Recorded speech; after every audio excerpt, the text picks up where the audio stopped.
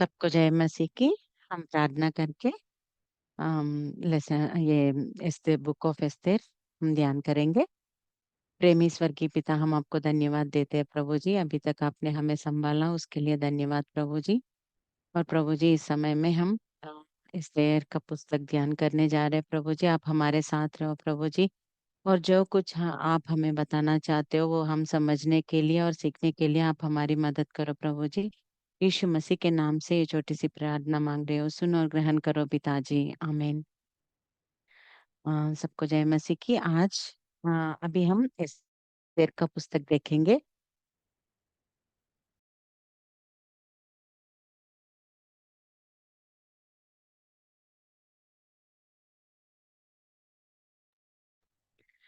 आज हम एस्तेर पुस्तक से थोड़े बाद देखेंगे और उसका कैसा है वो हम सब देखेंगे।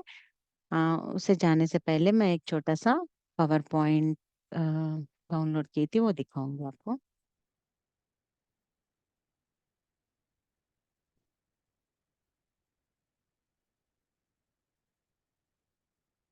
सबको दिखाई दे रहा है ना?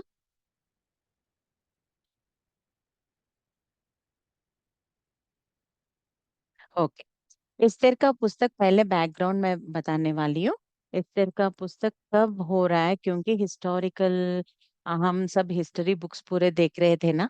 तो उसमें न्यायों का पुस्तक हो गया, पहला समूएल, और न्यायों के और पहले समूएल के बीच में रूत ग्रंथ आया है करके मैंने बोला था कल। और उसके बाद जब पहला समूएल, दूसरा समूएल, और पहला राजा, दूसरा राजा, और पहला इतिहास, दूसरा इतिहास, ये सब हो जाने के बाद अगर हम देखेंगे तो सब लोग निर्वासन चले गए थे। यहूदा के लोग निर्वासन चले गए कहाँ? बाबिलोन में। और वो टाइम पे निर्वासन के 70 साल में मैंने दो बुक्स बोले थे, वो है दानिएल और एहेजकेल पुस्तक हुए थे वो टाइम पे। और उसके बाद वो जब रिटर्न आ रहे थे, लगभग 50 साल से लेकर अगर हम देखेंगे तो रिटर्न आना शुरू हुआ था उनका। तो वो रिटर्न आने में पहला जो पुस्तक हुआ था वो एज्रा है। एज्रा, वो कोरेश नामक राजा आता है और सबको बोलता है कि जाके तुम्हारा मंदिर निर्माण कर लो करके। तो तब वो लोग निकलते हैं, मैंने बोला जेरुब्बाबेल टीम निकलता है, बाद में एज्रा, और उसके बाद नेहम्या। ये तीनों टीम्स ऐसे एक के बाद एक आके पूरे पूरे यहूदा के लोग रिटर्न आ जाते हैं कहाँ? यरूशलेम पर। ये यरूशलेम पर, ये जो हमने देखा था ना। तो इसमें ही, इसके बीच में ही एस्तेर का प्रस्तावन होता है। एज्रा 6 चैप्टर अगर हम देखने से, हम एज्रा 6 चैप्टर अंत में आता है ये एस्तेर का, और 7th के पहले। एज्रा 6 चैप्टर लास्ट में आता है एस्तेर का पालन, मतलब हश्वेरोश राजा का पालन। एज्रा 6 चैप्टर अंत में आता है और 7th के पहले आता है। तो ये है उसका बैकग्राउंड। ये क्यों बता रही हूँ, मतलब ये राजा सच में है, ये कुछ कहानी, ऐसे ये कहानी नहीं है। बल्कि मैंने बोला था ना, पहला बेबीलोन किंग कौन है? नेबुकदनेजर। उसके बाद किसने पालन किया? मादी फारसी राजा दरियावेश। उसके बाद अर्थहशस्ता, उसके बाद अहश्वरोश। यही है वो अहश्वरोश जो एस्तेर का पति था। ओके। सो ये रियल हिस्ट्री है, ये कुछ कहानी या नहीं तो कुछ नहीं है करके हम बाइबल बाइबल पूरा सच में हुई है करके हम इससे मान सकते हैं, ठीक है। तो एस्तेर का पुस्तक एज्रा 6 चैप्टर में होता है लास्ट में। अहश्वेरोश का पालन चलता है। ये कौन है? पर्शियन किंग है, ठीक है, फारसी का राजा है ये अहश्वेरोश। तो एक बार क्या होता है, अभी हम एस्तेर के पुस्तक में चले जा रहे हैं। एक एक चैप्टर करके हम देखेंगे। इसमें अगर हम देखेंगे तो पूरे हमको कितने चैप्टर्स दिखाई दे रहे हैं? पूरे 10 चैप्टर्स हमको दिखाई दे रहे हैं। एस्तेर के पुस्तक में पूरे 10 चैप्टर है। और ये 10 चैप्टर में एक एक चैप्टर में क्या हुआ है हम देखेंगे। तो पहले इसमें अगर हम देखेंगे तो राजा अहश्वेरोश एक बार पार्टी करता है, पूरे दूसरे उनके राजा फ्रेंड्स रहते हैं ना दूसरे देश के, उन सारे लोगों से पार्टी करता है। वो पार्टी के टाइम पे वो क्या चाहता है, उनकी रानी जो वश्ति, उनके ऑलरेडी जो रानी है ना, मतलब उनकी वाइफ, वो वश्ति को सबको दिखाना चाहता है, उसकी सुंदरता को सबको दिखाना चाहता है वो। तो वो एक पार्टी अरेंज करके वो लोग सब खा के पी के और मस्त में एंजॉय करते रहते हैं। वो एक समाचार रानी को भेजते हैं, वष्टी, रानी वष्टी को, कि तुम आके मैं सबको तुम्हें दिखाना चाहता हूँ, ऐसे करके मेरी पत्नी इतनी सुंदर है। और वो बहुत ग्रेट फील होता था, इसलिए वो दिखाना चाहता था। तो जब वो राजा भेजता है वष्टी को बुलाने के लिए, वो क्या करती है, वो आने के लिए मना कर देती है। तो मना करने के बाद वो जब आज्ञा नहीं मानती है कि मैं नहीं आने वाली, ऐसे जब बोलती है ना, तब राजा को बहुत गुस्सा आता है। और वो टाइम पे ही उसके पास जो फ्रेंड्स रहते हैं ना, वो लोग बोलते हैं कि अभी अगर आप कुछ नहीं करोगे तो सारे सारे स्त्रियां जो कोई है, एक मिनट।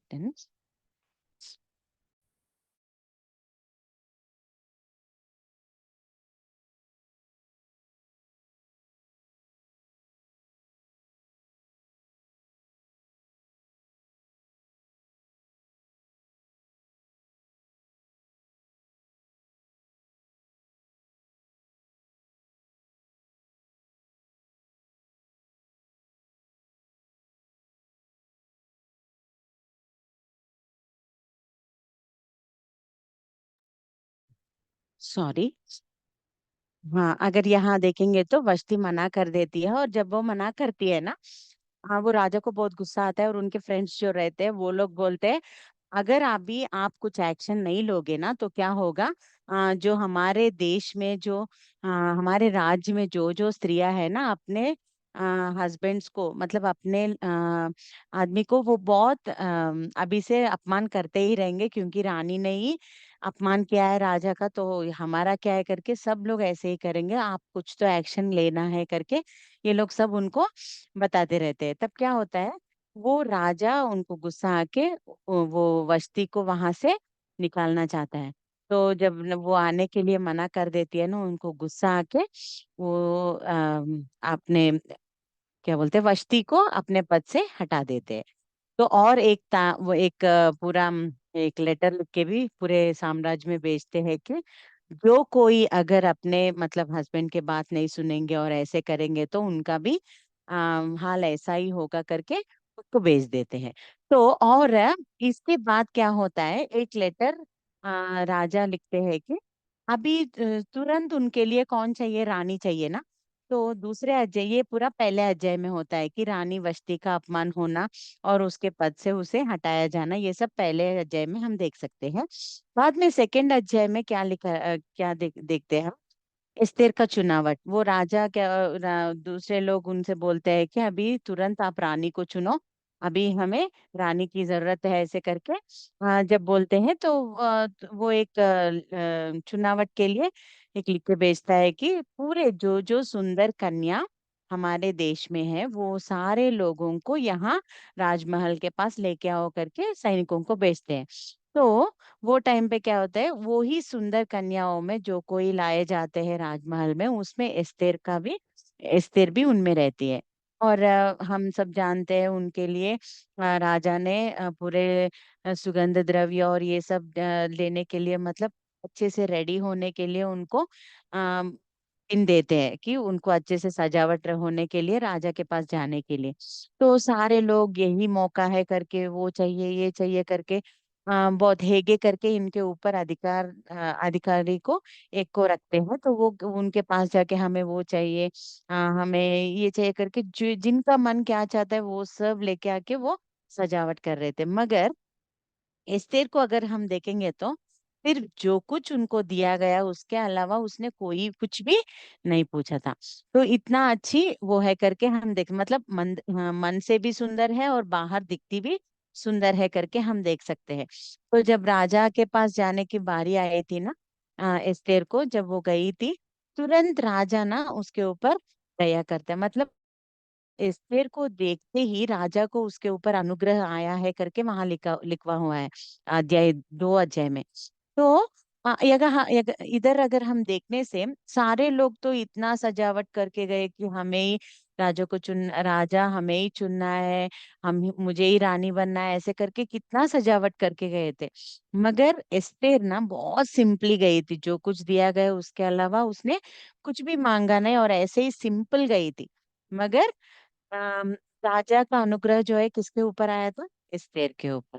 सो यहाँ सेकेंड चैप्टर में हम ये भी जान सकते हैं कि बाहर सजावट करने से ही नहीं, मगर परमेश्वर किसके ऊपर दया दिखाना चाहते हैं उनके ऊपर दया दिखाते हैं, जिनके ऊपर नहीं चाहते हैं उनके ऊपर नहीं दिखाते हैं। और हम मन से सुंदर रहना चाहिए, बाहर से नहीं। बाहर से कैसे भी दिखे, मगर परमेश्वर क्या देखने वाले हैं? मन देखने वाले हैं करके हम देख सकते हैं। तो ये सब हम वहाँ, ये सिचुएशंस पूरे अध्याय 2 में देख सकते हैं। सुंदर कन्याओं का लेके आना, और उसमें से एस्तेर का चुनाव, और एस्तेर का रानी बनना, ये सब हम देखते हैं। उसके बाद वो आराम से राजमहल में है एस्तेर। इतने में क्या होता है, मोर्दकೈ जो है, जब वो एस्तेर रानी बनती है ना, उसको बोलता है कि देखो, कहीं भी तुम यहूदा की लड़कियों करके कहीं भी बोलो मत, क्योंकि ना यहूदा के लोग, मतलब उनका पूरा अलग अलग सा रहता है ना। तो उनको अगर गुस्सा आके कुछ ऐसे करेंगे करके, मर्दकೈ क्या करता है, तुम कहीं भी तुम्हारी जाति को मत बोलो, ऐसे करके उसको बोलता है। और वो मर्दकై कहाँ, वो राजमहल के द्वार बंद जो रहता है ना, द्वार के पास ही रहता था, और कैसी है एस्तेर ऐसे करके देखने के लिए वही रहता था वो। जब वो वही रहता था द्वार के पास, एक बार ना दो सैनिक लोग राजा को हत्या करने के लिए वो प्लान डाल रहे थे। वो जब बातें कर रहे थे, वो बात किसके कान में घुसे? वो मर्दकై के कान में आए थे। ओके ठीक है, अभी राजा का हत्या करने के लिए ये लोग देख रहे हैं, तो वो तुरंत क्या करता है मर्दकై, एस्तेर के पास वो समाचार भेजता है कि राजा को हत्या करने के लिए ये प्लान डाल रहे हैं, तो संभाल के करके। तब वो एस्तेर, जब उनको राजा को वो इन्फॉर्मेशन देती है, वो दोनों को जो प्लान किए थे ना, वो दोनों को मार देते हैं, और राजा का रक्षा हो जाता है वहां। ये सब हम अध्याय 2 में देख सकते हैं। ठीक है, मतलब पहले भाग, यहाँ पूरे 4 भाग हम देख सकते हैं, 10 चैप्टर्स हैं एस्तेर में। तो ये 10 चैप्टर को 4 भाग में हम डिवाइड कर रहे हैं। तो पहला भाग क्या है, 1-2 अध्याय, मतलब एस्तेर का रानी बनना, उनकी चुनावट के लिए परमेश्वर ने आगे क्या क्या किया हो हम देख सकते हैं यहाँ। कल कैसे हम रूत पुस्तक में परमेश्वर पीछे कैसे काम कर रहे थे, ये सब हमने देखा था ना। सेम उसके तरह ही एस्तेर के पुस्तक में भी हम देख सकते हैं परमेश्वर कैसे पीछे रहकर, मतलब आगे कुछ नहीं दिखाई दे रहे, मगर जो कोई उनके ऊपर भरोसा रखते हैं उनके जीवन में परमेश्वर कैसे काम करते रहते हैं, एक दूसरे एक के बाद एक करके हम इसमें भी देख सकते हैं। देखो, एस्तेर की चुनावट के लिए अभी आगे यहूदा लोगों को मारने का ये होता है, उसके लिए पहले कौन आना है? एस्तेर वहां आना है, एस्तेर वहां रानी बन के आना है। तो पहले क्या होना है, उसके प्लेस में ऑलरेडी कौन है? वष्टी है।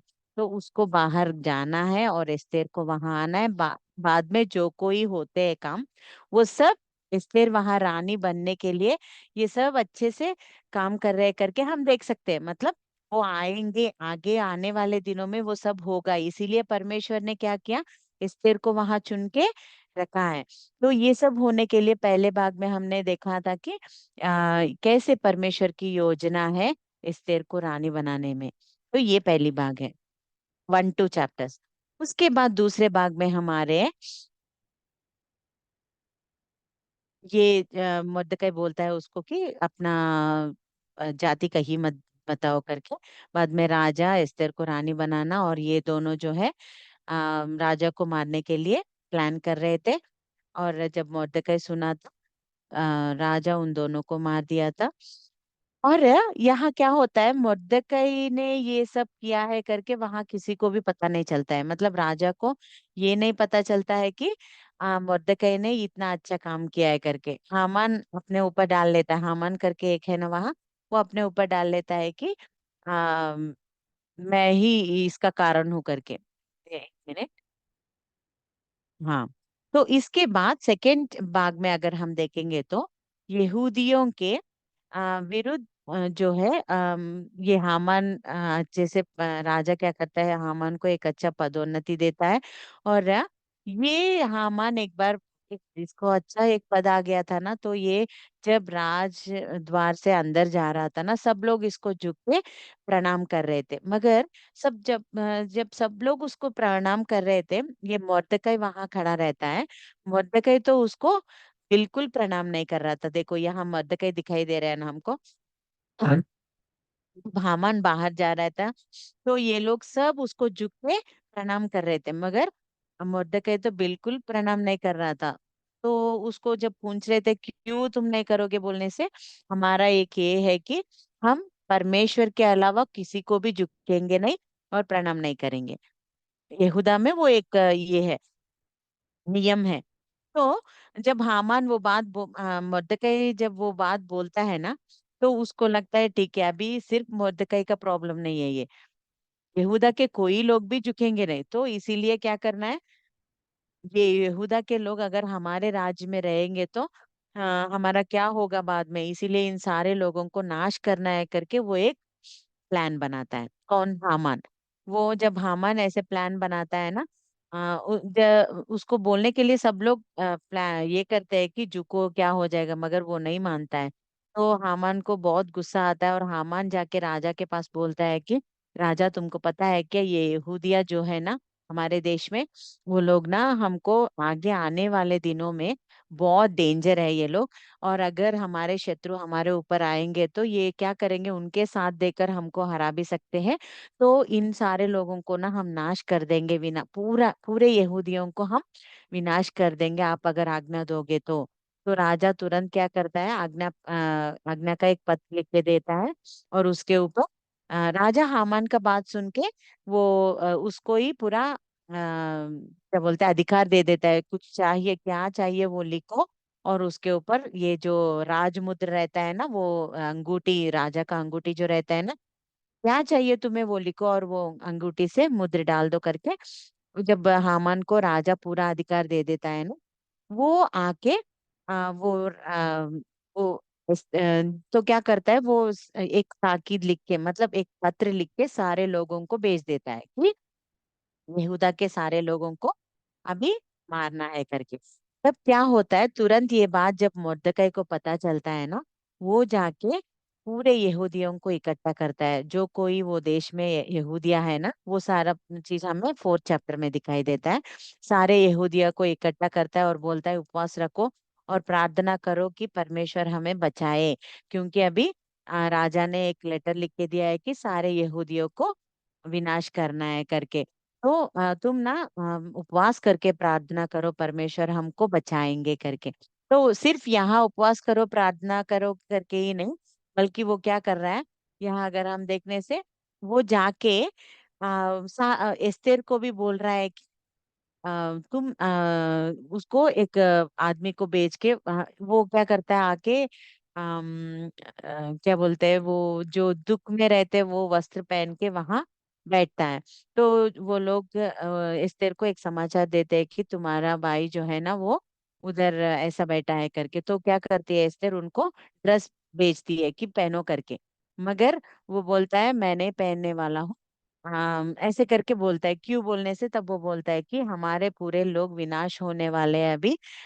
तुम याद रखो कि यही समय के लिए परमेश्वर ने तुम्हें वहां भेजा होगा करके वो बोलता है। तब वो एस्तेर को बोलता है कि तुम राजा से जाके बात करो।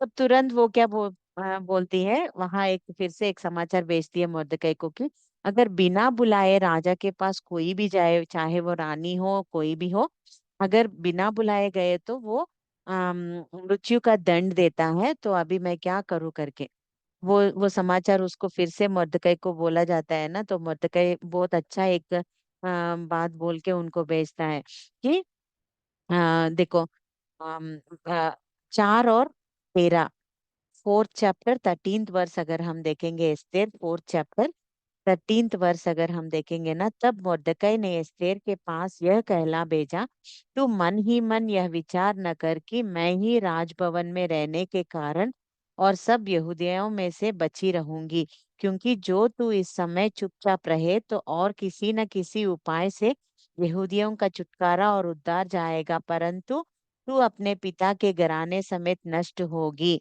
क्या जाने तुझे ऐसे ही कठिन समय के लिए राजपद मिला गया हो।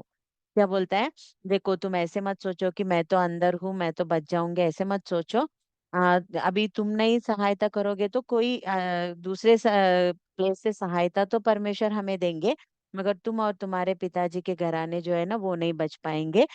और एक बात याद रखो, मे बी अगर यह ऐसा एक आएगा करके ही पहले ही परमेश्वर ने तुमको वहां रखा होगा, वो याद कर लो। ये मत भूलो तुम करके, जब वो इंफॉर्मेशन भेजता है ना, 15 वचन अगर हम देखेंगे 4:15 में, तब एस्तेर ने मोर्दकै के पास यह कहला भेजा, तू जाकर शूशन के सब यहूदियों को इकट्ठा कर और तुम सब मिलकर मेरे निमित्त उपवास करो, 3 दिन रात न तो कुछ खाओ और न कुछ पियो। मैं भी अपनी सहेलियां सहित उसी रीति उपवास करूंगी, और ऐसी ही दशा में मैं नियम के विरुद्ध राजा के पास भीतर जाऊंगी, और यदि नष्ट हो गई तो हो गई। तब मर्दकै चला गया और एस्तेर की आज्ञा के अनुसार ही उसने किया। तब तुरंत जब वो बात मर्दकै उनको बेचता है ना बोल के, तुरंत एस्तेर को एक रियलाइजेशन होता है कि हाँ, है ना, सच में परमेश्वर ने इसी टाइम के कारण मुझे राजपद में यहाँ रखा होगा, मतलब रानी के समान। तो अगर मैं ये मिस करूंगी तो मुझे सजा लेना पड़ेगा करके जब वो रियलाइज हुई थी, तुरंत वो बोलती है, मुझे पता है मृत्यु का दंड मिलेगा मुझे, फिर भी मैं जाऊंगी, मगर मेरे लिए 3 दिन तुम सब लोग उपवास करके यहूदा के सब लोगों को बोलो, जाके कि उपवास रख के मेरे लिए प्रार्थना करो। सिर्फ तुम उपवास रखो मैं जाऊंगी ऐसे नहीं बोल रही है, मैं भी उपवास रखूंगी मेरे सहेलियों के साथ। तो बाद में 3 दिन के बाद मैं जाऊंगी, चाहे मैं मरूं तो मरूं, कुछ भी हो जाए मुझे, मैं तो आ, राजा के पास जाऊंगी, ऐसे करी करके एस्तेर का साहसी निर्णय अगर यहाँ हम देखेंगे तो, यदि मैं मरी जाऊं तो मारी जाऊं, मतलब मैं मरूंगी तो मरूंगी, कुछ भी नहीं होगा, मगर जो काम के लिए, जिस काम के लिए परमेश्वर ने मुझे यहाँ रखा है वो तो मैं करूंगी। ऐसे करके वो निर्णय लेती है। वो है सेकंड भाग। पहला एस्तेर का चुनावट, पहला भाग 1 और 2 चैप्टर्स में। सेकंड भाग अगर हम देखेंगे तो, यहूदियों के विरुद्ध में जब हामान एक प्रयोग करता है, प्लान करता है, तो कैसे परमेश्वर मोर्दकै और एस्तेर को इस्तेमाल करके वो जो प्लान को कैसे निष्फल करना है, वो उसके लिए प्लान कैसे परमेश्वर कर रहे हैं, हम इसमें देख सकते हैं। ठीक है, तो तीसरे भाग में अगर हम देखेंगे तो 5 to 7 चैप्टर्स तीसरे भाग में आते हैं। ये 5 to 7 चैप्टर्स में अगर हम देखने से, हामान क्या करता है, इतने में हामान ना एक उसके घर के पास ही एक फांसी तैयारी करता है। उसको कितना गुस्सा था ना मर्दकै के ऊपर, तो उसका क्या है, यहूदियों को सबको मारना है, उसका प्लान बोल रही हूँ, यहूदियों सबको मार देना है। और मेनली ये मर्दकै जो है ना, जो मेरे पास नहीं झुका है ना, इसको तो मुझे फांसी पर चढ़ाना है करके उनके घर के पास ही एक एक फांसी वो बनाता है। और बना के ना उसके बाद क्या होता है, इतने में वो सारे तैयारी करता है उसको मारने के लिए। इतने में देखो, ये सब योजना, हामान की योजना जो है, परमेश्वर कैसे उल्टा देते हैं, मतलब उल्टा फेर देते हैं, पूरा ऑपोजिट कर देते हैं। हम यहाँ एक के बाद एक देख सकते हैं 5 to 7 चैप्टर्स में। फिफ्थ चैप्टर में अगर देखने से, 3 दिन हो जाता है, रानी एस्तेर क्या करती है, राजा के पास जाती है। वो डर से ही जाती है, क्योंकि अगर उनका अनुग्रह मेरे ऊपर नहीं है तो मुझे मृत्यु का दंड आएगा, फिर भी जाऊंगी बोली थी ना वो। तो वैसे जाती है, और जब वहां उनको राजा के पास सैनिक आके बोलता है, एस्तेर रानी आई है करके, तब तुरंत राजा उसका जो उसके पास जो वो रहता है ना दंड, वो उसके मतलब उसको आने के लिए वो बोलता है। राजा के सामने एस्तेर का बहुत साहसिक प्रवेश है वो तो वो आके जब खड़ी रहती है राजा के प्लेस में, तो वो राजा पूछता है क्या चाहिए तुम्हें, क्यों आए हो करके। तब वो बोलती है, राजा मेरे घर पे आप भोजन के लिए मैं आपको आमंत्रण कर रही हूँ करके बोलती है। तो ओके ठीक है करके मैं आऊंगा करके बोलता है। उसके बाद बोलती है, तुम्हारे साथ हामान को भी लेके आओ करके बोलती है, ठीक है करके चले जाते हैं। तो दूसरे दिन क्या होता है, वो भोजन के लिए जाना, वो उनके साथ हामान भी जाता है। जब हामान भी राजा के साथ भोजन के लिए जाता है ना, तो उसको बहुत घमंड आ जाता है कि देखो, और रानी ने और किसी को नहीं बुलाया, राजा के साथ केवल मुझे बुलाया करके, और भी उसको घमंड ज्यादा हो जाता है। और मर्दकई के साथ तो और भी बैर, क्योंकि इसको ना अभी और भी अधिकार मिल रहा है करके, और ये घमंड बन जा रहा है ना। तो वो जाता है राजा के साथ भोजन खाने के लिए। तब राजा पूछता है रानी को, क्या चाहिए तुम्हें, पूछो मैं दे दूंगा। अगर ये पूरा राज्य का हिस्सा भी चाहिए तो भी मैं तुमको दे दूंगा। मगर रानी बोलती है नहीं नहीं, मुझे कुछ नहीं चाहिए करके बोल के वो बोलती है। और क्या चाहिए तुम्हें जब पूछता है ना, वो बोलती है फिर से दूसरे दिन मेरे घर पे फिर से मैं भोजन के लिए आप आओ करके उनको फिर से दूसरे बार बुलाती है। देखो, मतलब एस्तेर भी यहाँ कितने विवेक रीति से यहाँ काम कर रही है। देखो, अगर पहले दिन ही आए हैं और तुरंत देखो ये हामान ने क्या किया पता है क्या, हमारे यहूदियों को मारने के लिए बोला है, ऐसे करके नहीं बोल रहे वो। परमेश्वर की योजना से चल रही है, मतलब परमेश्वर उनको कैसे चला रहे वैसे ही चल रही है। भोजन को बुलाई, मगर वहां कुछ भी वो बोल रही नहीं है मैं यहूदा की हूँ, ऐसा हुआ ऐसा हुआ, कुछ भी नहीं बोल रही है। क्या चाहिए तुम्हें करके भी पूछ रहे हैं वहां राजा। नॉर्मली ना लेडीज जो हम रहते हैं, हमको क्या है, अगर कोई कुछ बोल रहे हैं, मतलब एक चांस भी मिला तो हम क्या करते हैं, पूरा हमारे मन में जो है बोलने के लिए तैयार हो जाते हैं। वह एस्तेर भी हमारी जैसी एक स्त्री है, मगर वो कितना विवेक से काम कर रही है। मतलब परमेश्वर उसे जैसे चला रहे वैसे चल रही है वो। तो कुछ भी नहीं बोलती है वहां। सिर्फ एक बात बोलती है, कल भी तुम हमारे घर पे खाने के लिए आओ और हामान को लेके आओ, बोलती है। ठीक है। तो चले जाते हैं हामान और राजा। इतने में देखो, एक रात में क्या हो सकता है बोलने से, मतलब अभी एक दिन आए भोजन के लिए। अभी हमें ये जब एस्तेर को जब पूछ रहे हैं राजा क्या चाहिए, हमें ऐसा लगता है नॉर्मली अगर फिफ्थ चैप्टर ही पढ़ेंगे, बाद में नहीं पढ़ेंगे तो फिफ्थ चैप्टर में ऐसा लगता है देखो कितना मूर्ख स्त्री है ये। इतना अच्छा मौका अभी नॉर्मली बिना बुलाए राजा के पास गए तो ही मृत्यु का दंड मिलता है, मगर ये रानी को कितना अच्छा मौका मिला है, वो आने दिए अंदर। और उसके बाद उनको क्या है क्या चाहिए भी पूछा गया था, और उनके घर खाने के लिए भी आए थे। अभी बोलने से क्या हो गया, इतना अच्छा मौका जो वो मिस कर रही है, बाद में कैसे मिलेगा इसे मौका। ऐसे करके हम है तो क्या बोलते हैं उसको, एक मूर्ख स्त्री है ये, इसको कैसे क्या कब क्या क्या करना है उसे पता नहीं है, ऐसे करके लोग बोलेंगे नेक्स्ट अध्याय नहीं पढ़ेंगे तो।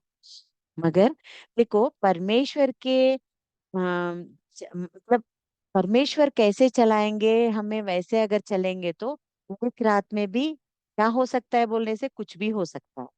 वही हुआ है यहाँ सिक्स चैप्टर में, अगर हम देखेंगे तो वो राजा चले गया। दूसरे दिन राजा को भोजन के लिए आमंत्रण की फिर से। तो राजा गया और नींद सोने के लिए, हर दिन नॉर्मली जैसे जो जो कार्य होते वो सब हुए थे, और सोने के लिए वो बेड के ऊपर चले गया, मगर उसको नींद नहीं आ रहा है। हर दिन अच्छे से नींद आता था, मगर उस दिन क्या हुआ, उसको नींद नहीं आ रहा है।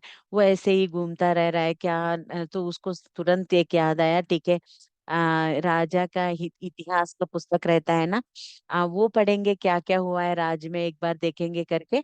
जब उसको नींद नहीं आ रहा था, वो इतिहास का पुस्तक पढ़ने के लिए बोलता है सैनिक को, वहां के लोगों को, कि मुझे नींद नहीं आ रहा है, मुझे एक बार वो इतिहास पढ़ाओ। ऐसे करके जब बोलता है, वहां उसमें लिखा जाता है कि राजा को दो लोग मारने के लिए प्लान किए थे, वो टाइम पे मॉर्देकाई ने वो बात आके बताया है, और राजा की रक्षा, प्राण प्राण नष्ट बिना होने का उसने उनका रक्षा किया है, ऐसे करके लिखा है उस। क्योंकि मतलब सब कुछ उसमें नोटेड रहता है ना वो इतिहास के पुस्तक में। तो वैसे ही ये बात भी था। तो तुरंत वो पूछता है, हमने कुछ किया है क्या मॉर्दकाई को, क्योंकि राजा का प्राण ही उसने रक्षा किया है, मतलब राजा के प्राण को ही बचाया है उसने। तो कुछ उसको मिला है क्या, मतलब उसका सम्मान हुआ है क्या, ऐसे कर सम्मान हुआ है क्या करके पूछते। तो वो बोलते हैं नहीं, नहीं करके। तो तुरंत राजा सोचता है उसको कुछ तो करना है, क्योंकि मेरे प्राण को उसने बचाया है, उसके लिए मुझे कुछ तो करना है करके मॉर्दकाई के बारे में वो सोचता रहता है। इतने में तुरंत हामान अंदर आता है। हामान अंदर आता है और हामान क्या करता है, आ, हामान अंदर आते ही राजा हामान को पूछता है कि जिनको राजा बहुत बढ़ावा करना है या नहीं तो उसको सम्मान करना है, कैसे करने से अच्छा रहेगा बताओ, हामान ऐसे बोलते हैं। तो हामान को क्या लगता है, अगर अभी देखो रानी ने मुझे बुलाया, राजा ने मुझे पदोन्नति दिया है, और मुझसे अलावा मुझको अलावा और किसको करेगा सम्मान, राजा, केवल मैं ही हूँ वो सम्मान का पात्र करके वो क्या सोचता है, राजा मुझे ही करना चाहते हैं सम्मान करके। उसके मन में जो कुछ है, राजा का वस्त्र पहनाना है और अच्छे से घोड़े के ऊपर पूरा देश में उसे घुमाना है, ऐसे करके उसके मन में जो कुछ है ना सम्मान के बारे में, वो सारे चीजें वो राजा को बोलती है। जब तुरंत राजा क्या बोलता है पता है, ये सारे चीज मोर्दकै को करो क्योंकि उसने मेरे प्राणों को बचाया है करके। तो वो सारे चीज किसके द्वारा करवाते हैं पता है, हामान के द्वारा है। जिससे हामान मुर्दकई को किससे नष्ट होने वाला है, परमेश्वर देखो वो कहानी पूरे कैसे पलटा दे रहे हैं कि उसी से जिससे उसको नष्ट है उसी से उसका सम्मान हो रहा है वहां। तो हामान ही अपने खुद अपने हाथों से उसको राजवस्त्र पहनाता है और घोड़े के ऊपर चलाकर पूरा राज्य में उसको घुमाता है। तो ये सारे चीज परमेश्वर ही केवल कर सकते हैं और कोई नहीं कर सकते। राजा को नींद छूट जाना और वही टाइम पे हामान अंदर आना और सम्मान के लिए क्या क्या करना है वो उसको बोलना, और उसके हाथों से उसके बैरी के हाथों से ही सम्मान करवाना, ये चीजें जो है ना कोई मनुष्य नहीं कर सकता है, केवल परमेश्वर से ही हो सकता है। जो कुछ योजना मनुष्य के होते हैं उसको पलटाने के लिए, मतलब उल्टा करने के लिए केवल परमेश्वर ही कर सकते हैं। तो ये सब हो गया तो कितने दुख में था वो। क्या हो रहा है अभी, मैंने क्या सोचा था और उसको मैं इतना सम्मान कर रहा हूँ, ऐसे नहीं हो सकता है करके बहुत गुस्से में था वो। बाद में हो गया। और 7 चैप्टर में अगर हम देखेंगे तो एस्थेर के द्वारा उसको भोजन के लिए बुलाए थे ना राजा को और हामान को, दूसरे दिन भी वो भोजन को आते हैं दोनों।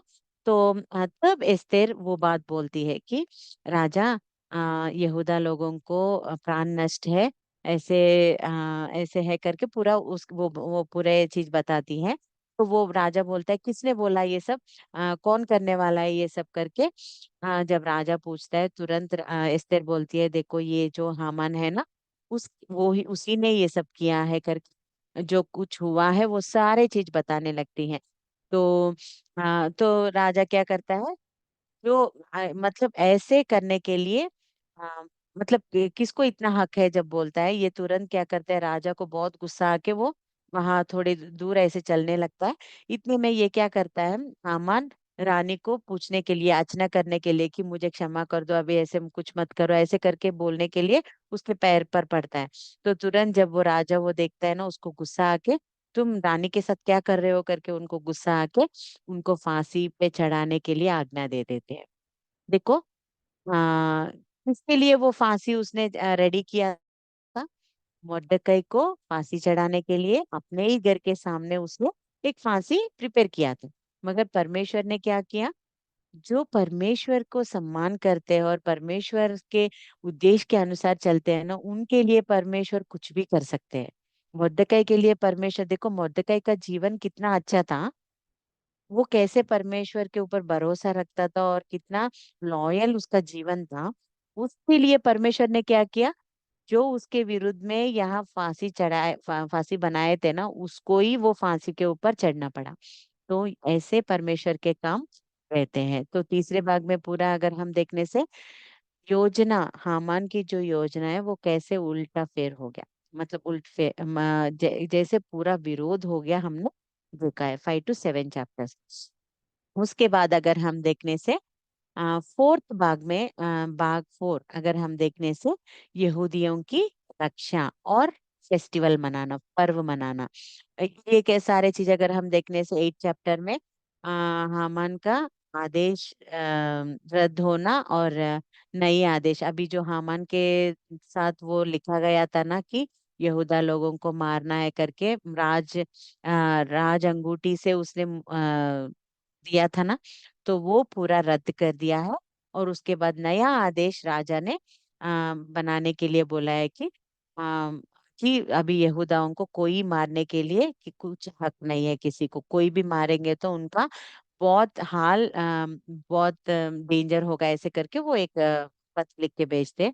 और एस्तेर और मोर्दकै का सम्मान करते हैं राजा, और राजा के द्वारा पूरे यहूदियों की रक्षा आदेश जारी हो जाता है। ये हम 8 चैप्टर में देख सकते हैं। और 9 चैप्टर में अगर हम देखने से यहूदियों का विजय और पूरीम पर्व की स्थापना। अभी इतना अच्छा देखो, हामान का जो पत्र था, आदेश था, वो अगर हो गया तो एक भी यहूदी नहीं बचता था, पूरे यहूदी मर मर जाते थे वहां। मगर परमेश्वर ने उनके प्राण को कैसे रक्षा किया, यानी तो बचाया, अगर हम देखने से कितना विजय दिया है देखो। उसके लिए परमेश्वर ने क्या क्या किया देखो। बिना बुलवाए रानी वहां जाना, खाने को बुलाना, भोजन को बुलाना, और राजा को नींद नहीं आना, और उसके बाद मर्दकाई का सम्मान करना, दूसरे बार खाना को जाना, और वहां जो कुछ है वह जब रानी बोलती है ना, तब पूरा राजा वो आदेश पूरा बदल देना। ये सब किसने करवाया? परमेश्वर ने करवाया। इसीलिए यहूदियों का ना आत्मरक्षा हो गया है यहाँ।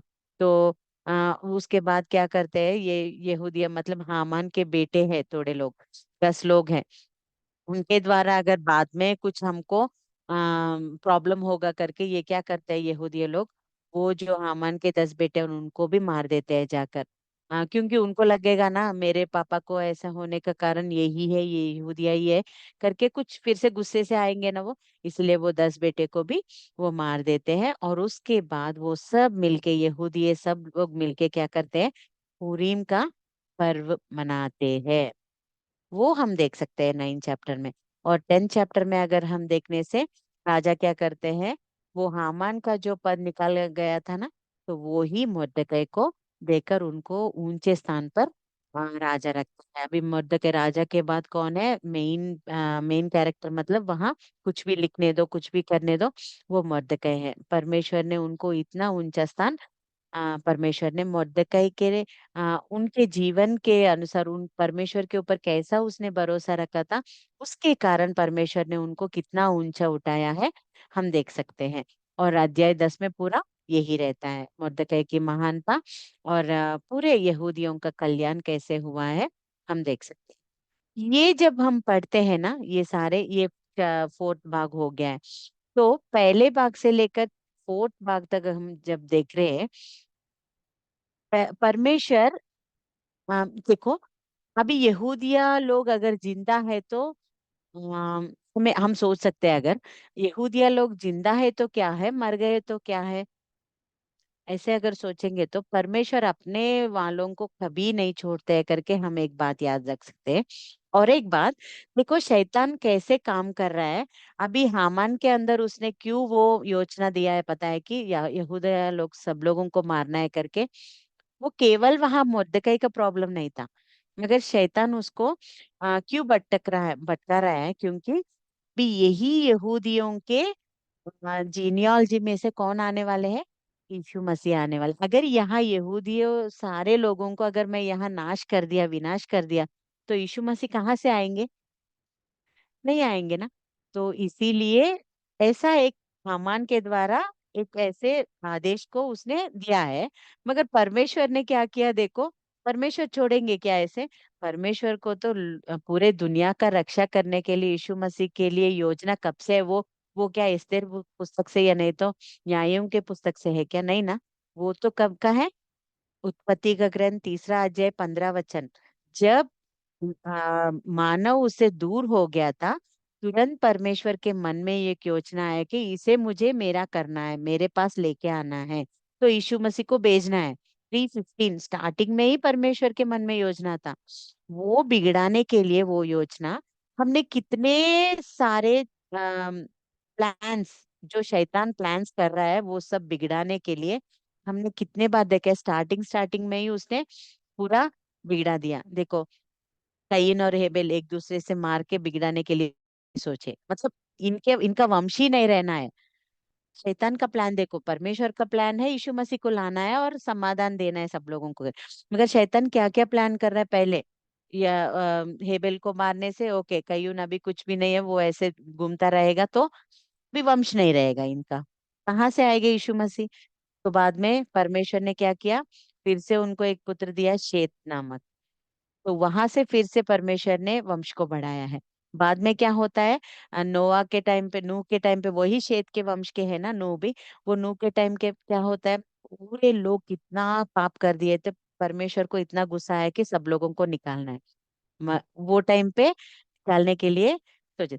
मगर फिर से परमेश्वर की योजना में कौन थे, एक व्यक्ति नूह, एक अच्छे से परमेश्वर के लिए सच्चाई से खड़ा था।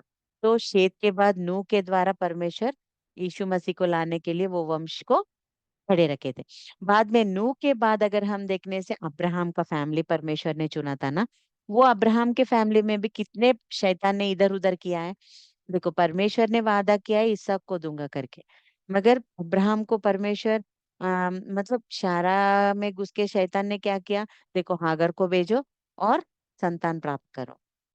परमेश्वर ने योजना किया है, मगर देखो शैतान कैसे भटकाने के लिए, उसको रॉन्ग ट्रैक में लेके जाने के लिए पहले से भी काम कर रहा था शैतान। तो वो भी टाइम पर वो जब हागर के साथ गया और इश्माइल पैदा हुआ, फिर भी परमेश्वर ने क्या किया, नहीं नहीं वो नहीं है, मैं जो वादा किया हूँ उसी से ही मैं यीशु मसीह को लाने वाला हूँ करके इसहाक को उनको वादा करके देता है। बाद में इसहाक के पुत्र जब होते हैं, एसाव और याकूब, मतलब एक एक उनका योजना देखो। एसाव और याकूब जब पैदा होता है, एसाव याकूब को मारने वाला था क्योंकि वो उसने धोखा दिया है करके, फिर भी परमेश्वर ने उसे बचाकर वहां लेके जाके उनको याकूब से इसराइल बदल कर उनके वंश को परमेश्वर आशीष करते हैं। वैसे कितने टाइम पे हम देखेंगे तो परमेश्वर की योजना को निकालने के लिए शैतान कितना प्रयत्न करता है, फिर भी परमेश्वर हमेशा एक तो को तो बचा के रखते हैं उनके योजना पूरा होने के लिए। हम वही न्यायों के पुस्तक में देख सकते हैं, राजाओं के पुस्तक में तो देखो सारे लोग बिगड़ गए, फिर भी परमेश्वर ने एक ही एक यहूदा जाति को संभाल के रखा है। नहीं नहीं अभी मेरा पुत्र जो है इनसे ही आना है करके, सारे लोग बिगड़ गए थे ना। पूरे 12 गोत्र है तो पूरे 10 गोत्र तो बिगड़ गए, मगर परमेश्वर ने बचा के रखा है वो 2 गोत्र को, क्योंकि यीशु मसीह को लेके आना है इस दुनिया में करके। तो वैसे आगे आके यहूदियों में भी बहुत बार बहुत सारे लोगों ने पाप किया था, फिर भी उनको नहीं मारे परमेश्वर, उनमें से थोड़े लोगों को तो बचा के ही रखे ना। अभी देखो शैतान कैसे प्लान कर रहा था, जब निर्वासन चले गए वो टाइम पे भी थोड़े लोग अच्छे विश्वास से थे। और यहाँ देखो एस्तेर के पुस्तक में सारे लोगों को, जो कोई है यहाँ उन लोगों को मार दिया तो एक काम हो जाएगा करके शैतान ने प्लान किया। मगर परमेश्वर ने क्या प्लान किया, ऐसा हुआ तो कैसा होगा, नहीं मैं सारे यहूदिया लोगों को बचा के ही रखूंगा करके, एस्तेर को पहले ही ये सब होगा करके परमेश्वर को पता है ना। इसीलिए परमेश्वर ने वहां वष्टी को निकाला, एस्तेर को चुना। और उसके बाद ये मर्दकई वहां दंडवत नहीं किया, और हामान को गुस्सा आना। और पहले इसके पहले ही मर्दकई एक अच्छा सहायता राजा को करना। मगर नॉर्मली देखो जब राजा का रक्षा करता है यानी तो प्राण बचाता है, नॉर्मली उसको कुछ नहीं मिला था ना सम्मान, उसको लगा होगा छी मैंने इतना काम किया फिर भी मुझे कुछ नहीं मिला। मगर देखो थोड़े दिन वेट करने से परमेश्वर उनको कितना ऊंचा दिखाने वाले हैं पता चला। अगर वही दिन है तो कुछ तो उसको नॉर्मली हाँ थैंक यू करके बोल देते थे। मगर जब वो वेट कर रहा है, ऐसे नहीं परमेश्वर के टाइम के लिए वेट करे थे ना एस्तेर और मर्दकई, तो कैसा वो एक एक वो रात को परमेश्वर को, सच में अपने बच्चों के लिए परमेश्वर क्या कर सकते हैं बोलने से कुछ भी कर सकते हैं। इतने अच्छा नींद मतलब सोने वाले राजा उसी दिन रात को उसे नींद क्यों नहीं आया बोलने से, हाँ परमेश्वर वैसे करेंगे क्योंकि अपने बच्चों को परमेश्वर कभी भी खोएंगे नहीं। परमेश्वर उनके लिए कुछ भी कर सकते हैं, चाहे वो कितना वो सारे सृष्टि हो जाए या नहीं तो कहीं बड़े बड़े ऑफिशियल्स हो जाए, किसी को भी परमेश्वर नहीं छोड़ेंगे अपने बच्चों की मदद के लिए। तो वो बात हम यहाँ देख सकते हैं।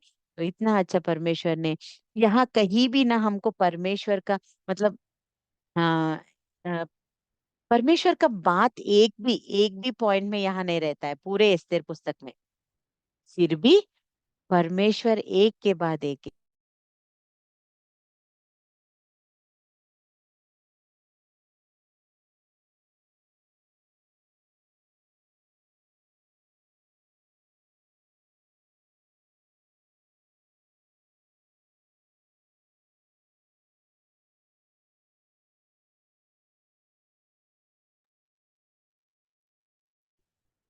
చదవమనవ అక్క? మా ఒక్క నిమిషం.